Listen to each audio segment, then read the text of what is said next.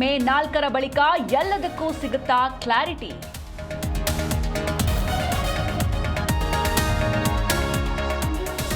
ವರಿಷ್ಠರ ಅಂಗಳದಲ್ಲಿ ಸಾಹುಕಾರ್ ವರದಿ. ಚುನಾವಣೆ ನಡೆದರೆ 30ರಿಂದ 40 ಶಾಸಕರು ಸೋಲು. ಅಹಿಂದ ಅಗತ್ಯ ಎಂದ ಜಾರಕಿಹೊಳಿ.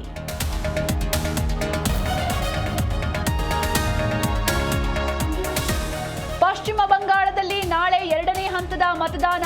ಹಿಂಸಾಚಾರ ಹಿನ್ನೆಲೆಯಲ್ಲಿ ಬಿಗಿ ಬಂದೋಬಸ್ತ್. ಚುನಾವಣೋತ್ತರ ಸಮೀಕ್ಷೆಯತ್ತ ದೇಶದ ಚಿತ್ತ.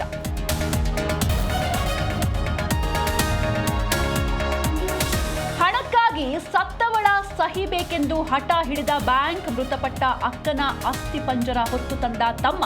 ಒಡಿಶಾದಲ್ಲಿ ಅಮಾನವೀಯ ಘಟನೆ.